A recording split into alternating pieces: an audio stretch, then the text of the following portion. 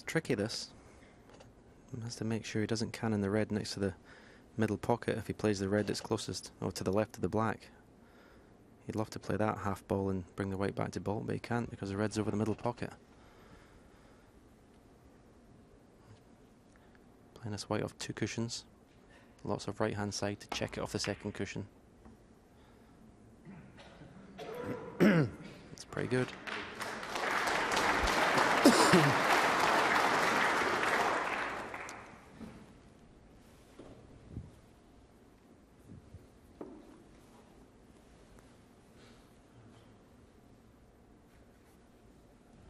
He needs a really good telling safety shot here, Ricky Walden.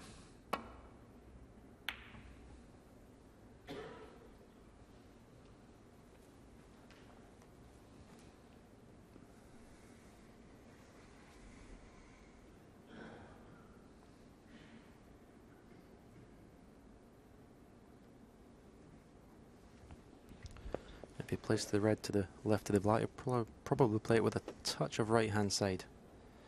Left hand side, sorry. Keep the white away from the 2 reds in the left hand cushion. Just got a little bit thin. But you could see that cue ball straighten up there with the side that Stephen mentioned. The natural angle would have took him into the reds. And that's probably why he finished up hitting it too thin, because of the amount of side he had on it. So I don't know if he can see enough of this red to take it on. I mean, the pink's over the right corner pocket. But it would be some pot to get himself in. He's a good long potter, Ricky, but he's had a look at it. I think he can pass the other red to get to the one that's near the cushion, closest to the corner pocket.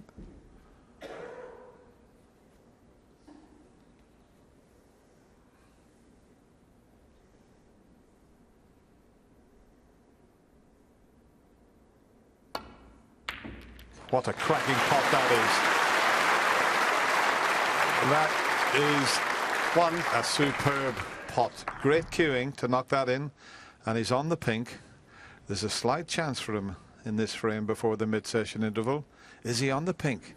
Oh, can you believe it? Just a fraction there. He's going to have to bend it slightly. Okay, the red's near the cushion behind the black, but he's going to have to bend this. He could follow this in if he doesn't get it right. If he doesn't get enough swerve on that, he'll hit the pink, pot the pink, and the white could follow it in.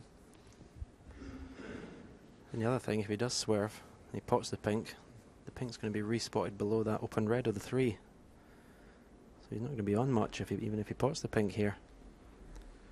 He's a bit unlucky there. Yeah, it's so disappointing when you knock a red like that in and then just leave yourself in this position, but he's got to be careful here.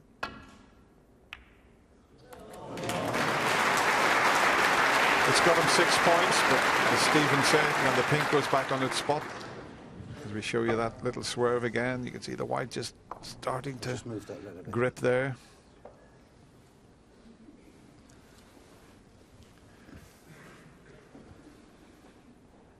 He might just have to play off the red that's just next to the pink there. Play a safety shot. This one along the cushion. 7. No value in that. Could play off the one that's near the left side cushion. Could do with it in play.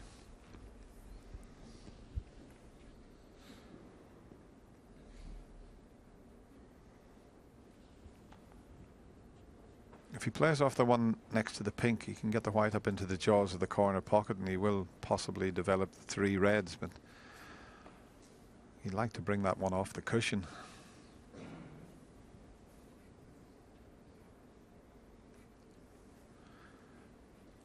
Well, he's back looking at this one along the black cushion. Not sure about this one. Ooh, that's tough. What a pot. What a pot that is. 8. On these match pockets, forcing them into the pocket.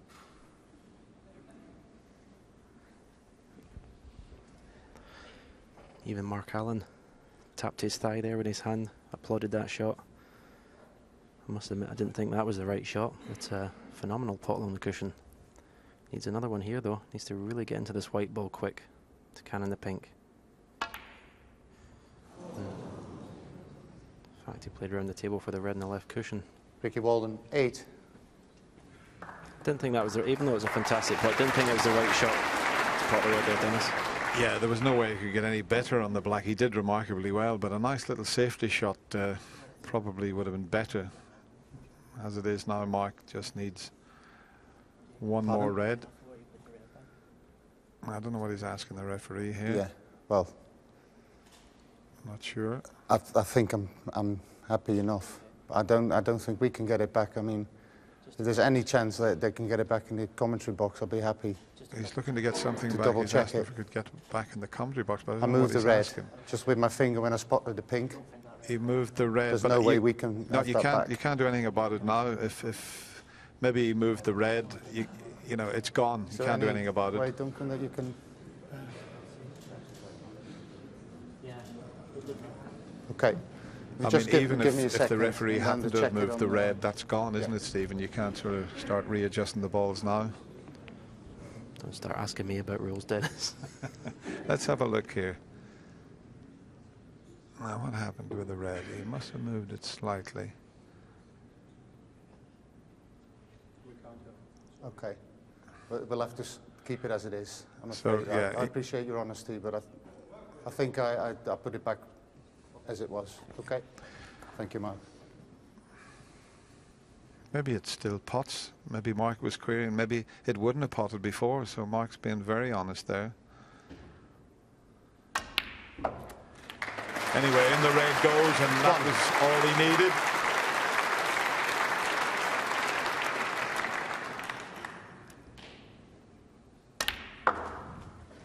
Well, who would have expected this evening? Ricky Walden had 124, 127. Both players still smiling there, so it's played in good spirits, this match.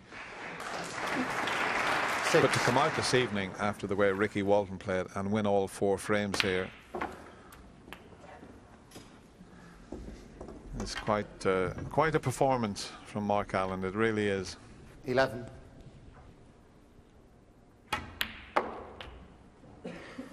Yeah, Mark doesn't really want the interval, does he? 12. He wants to stay out there. Very good point, Stephen, because we know that the interval can change things around, and well, Ricky Walden will probably head to the practice table as we see a cracking cannon there, although he's not on the 16. red. Yeah, Ricky will head to the practice table because he's had very little play here. Foul. Ricky So Walden 6. Ricky couldn't Mark do Allen, very 16, much about and the that. frame. It was all Mark Allen. He had breaks of 43, 79 and 64. He'll be over the moon. He's won all 4 frames and he now leads 7 frames to 5. Yes, chit-chatting on their way out, but what a complete turnaround in this second semi-final of the UK Championship. What do you make of the way Mark's gone around about his business this evening, Ken?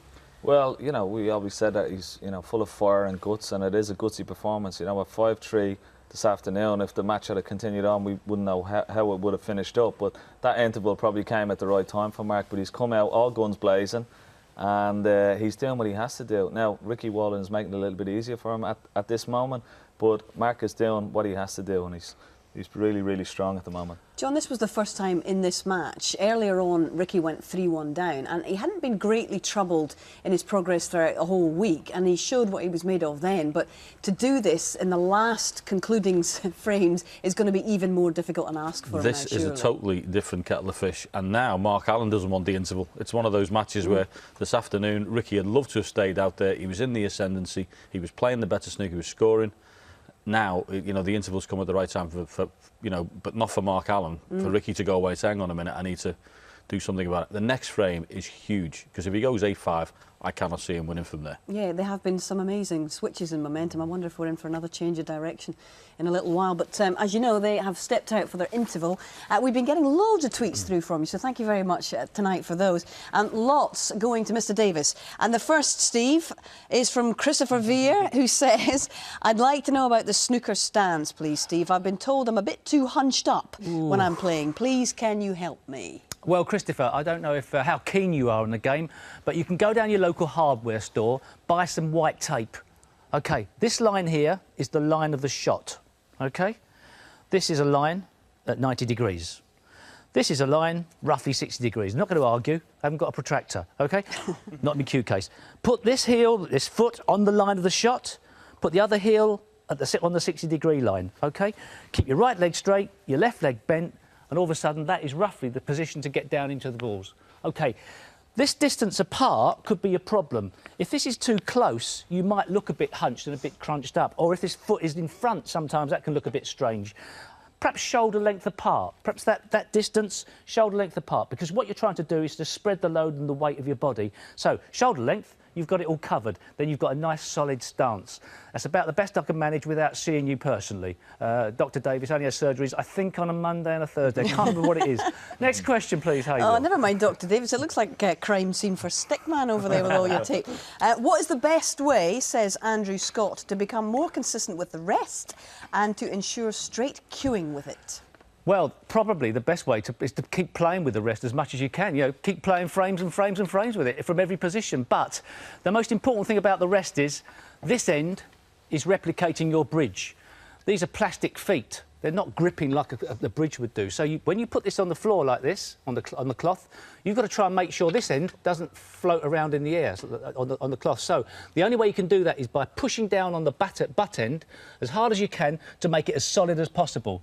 The next trouble is keeping this cue in a straight line because it's a different position for your arm.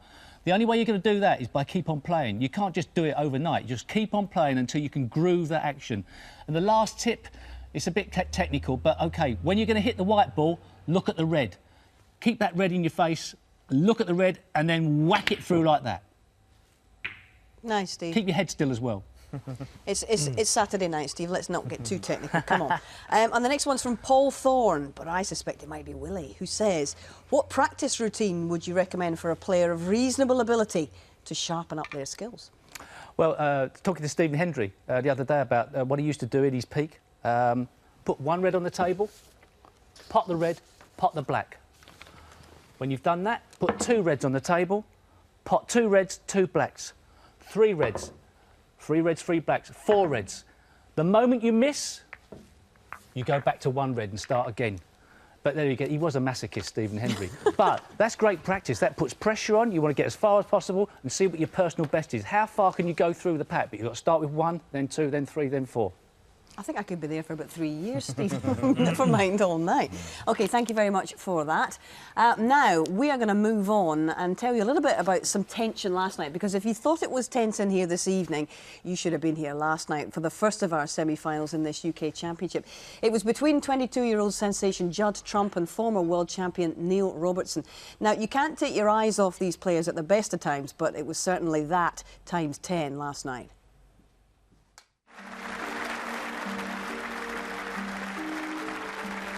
And what a match this is likely to be. Two of the greatest potters we've seen in the game for quite some time. And amazingly enough, they're both left-handers.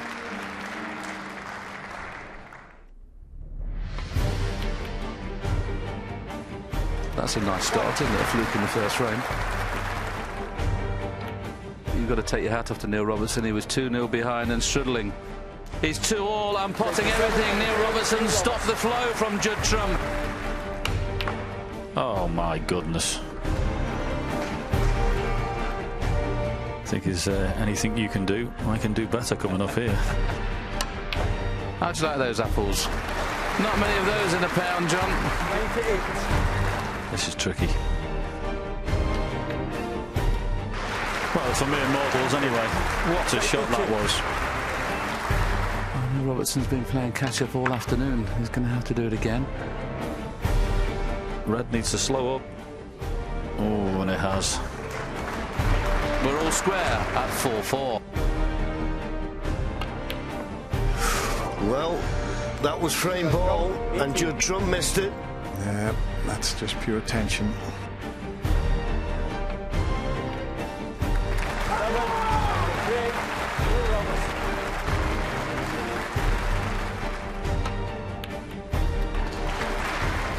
And what about that for an attacking shot?